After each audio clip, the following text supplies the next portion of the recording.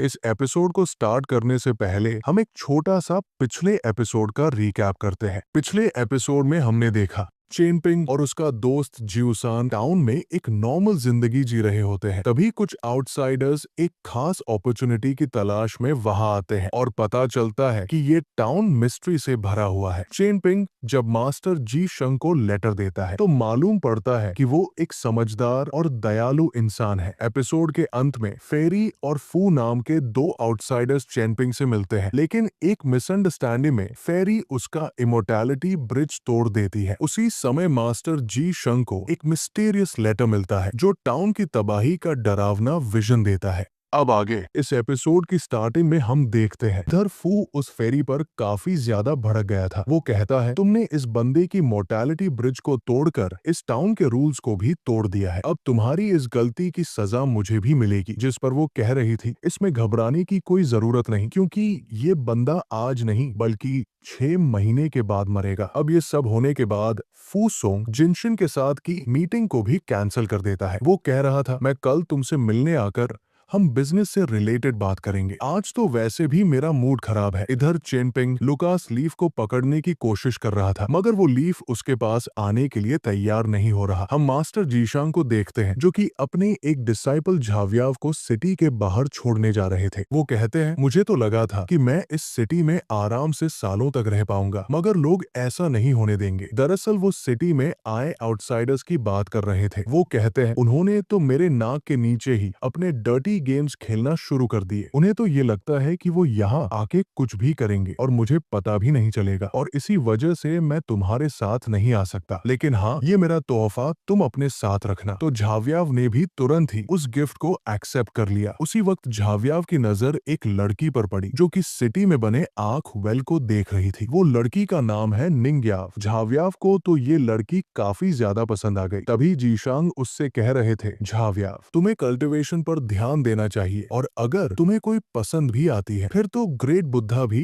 तुम्हें रोक नहीं सकते। इधर उस लड़की ने भी उनकी सारी बातें सुन ली थी। अब वो जरा ही आगे बढ़ी थी। तभी जावियाव कहता है, इसकी खुशबू तो बहुत ही ज्यादा प्यारी है। ये सुनते ही उस लड़की ने तुरंत अपनी तलवार को शीत से बाहर निकाल लिया। वो बड़ी ही तेजी से जावियाव पर हमला करने के लिए आगे बढ़ती है, मगर इससे पहले कि वो जावियाव को कुछ कर पाए, मास्टर जीशांग अपनी पावरफुल एनर्जी से उसके अटैक को रोकते हुए उसे पीछे पुश कर देते हैं। इसके बाद वो निंग्याव से कह रहे थे, शेर कभी खरगोश का शिकार नहीं करता, और मेरा डिसाइपल कमजोर है, इसलिए वो तुम्हारे साथ फाइट भी नहीं कर पाएगा। मुझे पता है उसने तुम्हारा डिसरिस्पेक्ट किया, लेकिन इसकी सजा मौत तो बिल्कुल नहीं हो सकती। जिस पर निंग्याव कहने लगी, ये मेरा और उस बंदे के बीच का मामला है। मैं जो करती हूँ उसमें तुम मुझे नसीहत नहीं दे सकते। खैर, अब तो मैं तुम्हारी पावर्स देखना चाहती हूँ। इसके बाद निंग्याव बड़ी ही तेजी से मास्टर जीशांग पर अटैक करना शुरू कर देती है, मगर उसका एक भी वार उन्हें हिट नहीं कर रहा था। उल्टा निंग्याव ही उनकी पावरफुल ऑरा से काफी पीछे पुश हो गई। मास्टर जीशांग उसे बताते हैं कि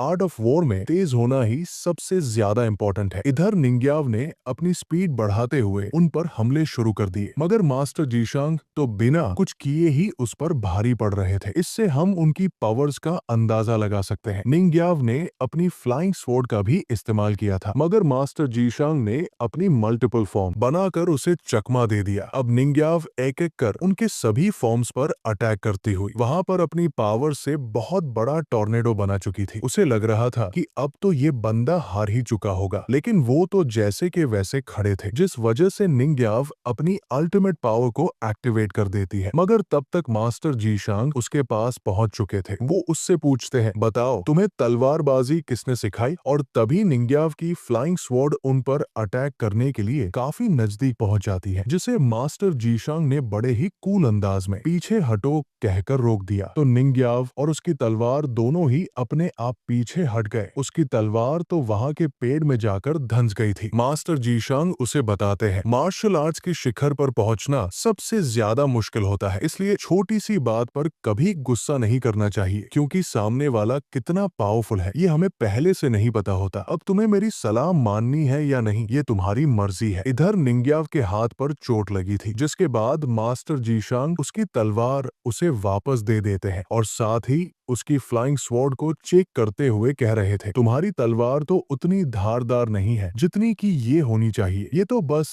2 ही लेटर्स का वजन संभाल सकती है, मगर तुम्हारी क्वालिटीज को देखते हुए इस पर 3 लेटर्स को हैंडल करने की एबिलिटी होनी चाहिए थी। जिसके बाद दोनों अपनी पावर्स का इस्तेमाल करते हुए उस स्वॉर्ड को और भी ज्यादा धारदार बना देते हैं। ये मास्टर जीशांग की तरफ से निंग्याव के लिए तोहफा था, मगर इस लड़की ने उसे ठुकरा दिया। वो कह रही थी, मुझे तलवार नहीं चाहिए। ये सुनकर मास्टर जीशांग उससे पूछते हैं, लड़की क्या तुम जानती हो कि मैं कौन हूँ? जिस पर निंग्याव कहती है, आपकी पावर्स देखकर मैं समझ गई कि आप यहाँ के एक सेंट हैं। जिस पर मास्टर जीशांग कहते हैं, फिर भी तुमने मेरे गिफ्ट को ठुकरा दिया, तुम्हें तो ये स्वॉर्ड एक्सेप्ट कर लेनी चाहिए थी। मगर निंग्याव उसे बिना एक्सेप्ट किए ही वहां से चली जाती है। मास्टर जीशांग उससे कह रहे थे, ये तलवार तुम्हें डिफेंड कर सकती है, लेकिन निंग्याव चुपचाप से वहां से निकल गई। अब रात होने तक वो टाउन को ही एक्सप्लोर कर रही थी। वो कहती है, उस सेंट ने मेरी तलवार पर वर्ड्स डालकर मुझ पर एहसान नहीं किया था। उसे लगता है कि मेरी तलवार बेकार है और इसलिए वो उसे शार्प करके दे रहा था। तभी निंग्याव को फील होता है कि कोई उसे फॉलो कर रहा है। असल में वो एक फ्लाइंग स्वॉर्ड थी जो निंग्याव पर अटैक करने आ गई थी, मगर निंग्याव ने तुरंत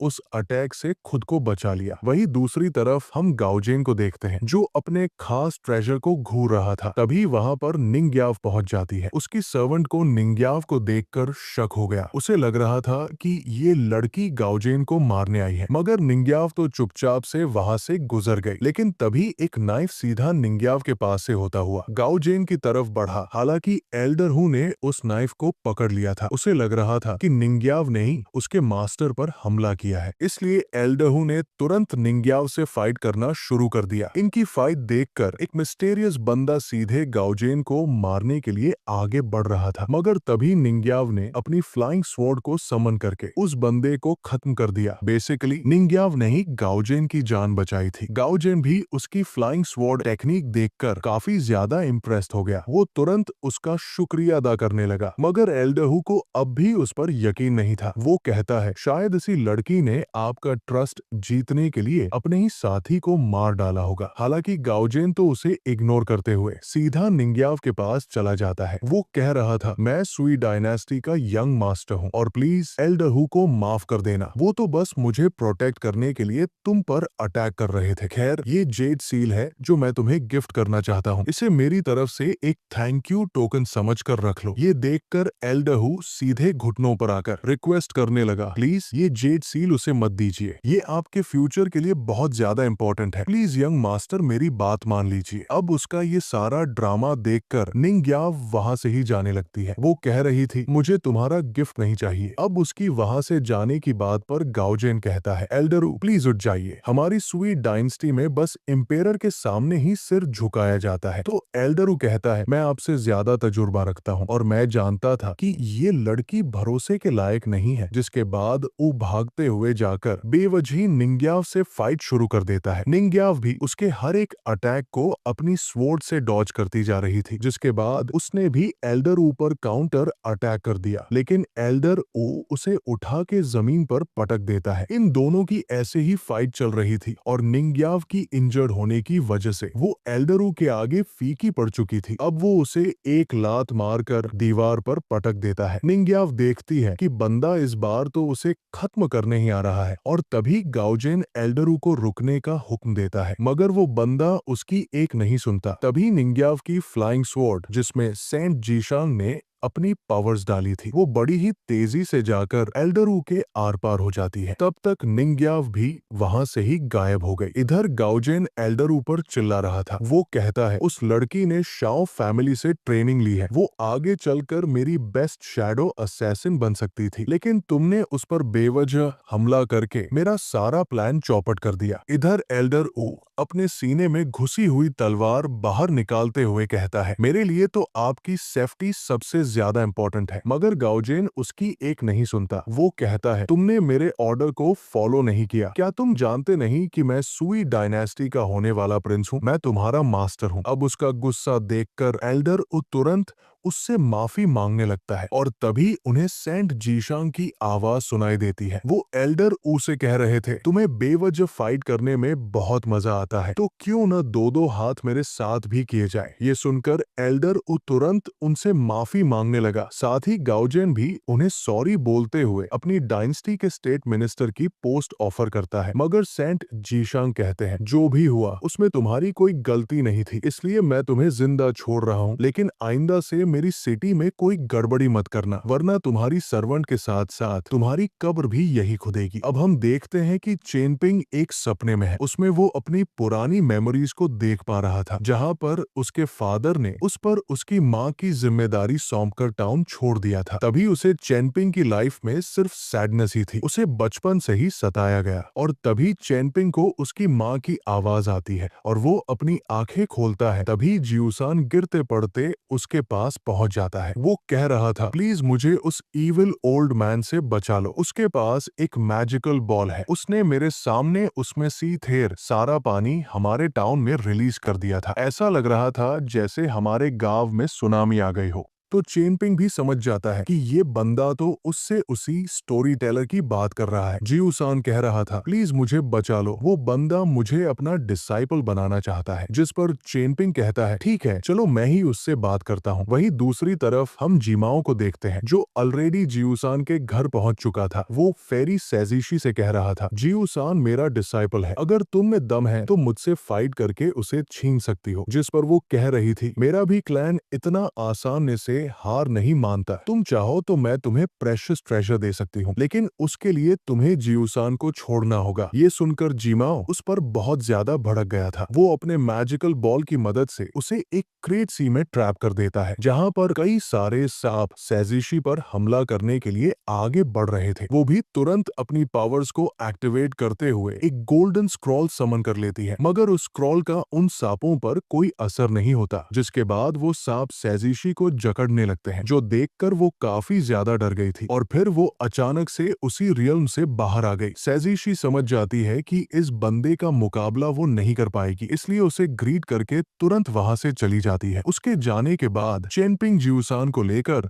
उसके घर पहुंच जाता है। जियूसान ने तो एक टोकरा लेकर अपना मुंह ही ढक लिया था। जियूसान इतना डर गया कि उसको देखते ही नीचे गिर गया। वो कह रहा था, मैं इस ओल्ड मैन का डिसाइपल कभी नहीं बनने वाला, ये मुझे बिल्कुल भी पसंद नहीं। तब चेनपिंग जाकर जी माओ से बात करता है। वो कहता है, आप तो आईसी अपना डिसाइपल बना लोगे, मगर उसके लिए ये भी तो रेडी होना चाहिए। अब जियूसान की माँ चेनपिंग से कहने लगती है, ये इमोर्टल बहुत ही ज्यादा पावरफुल है, अगर जियूसान इनका डिसाइपल बन गया तो आगे चलकर वो जरूर कामयाब होगा। वैसे भी जियूसान किसी काम का नहीं, ना ही उसमें दिमाग है, ना ही कोई स्किल। अगर ये मास्टर के साथ प्रैक्टिस करेगा तो शायद आगे चलकर इसका भी फ्यूचर ब्राइट हो जाएगा। तो फाइनली चेनपिंग भी इसके लिए मान गया। वो जियूसान को भी इसके लिए मना लेता है। अब चेनपिंग के वहां से जाते ही जिमाओ जियूसान को उसके बॉल में देखने को कहता है, जिसमें जियूसान को चेनपिंग की गोल्डन फिश नजर आती है। मीनवाइल ये सब उस बंदे की ही करामत थी। इधर जियूसान की माँ को कोई फिश नजर नहीं आ रही थी, इसलिए वो जियूसान के कान के नीचे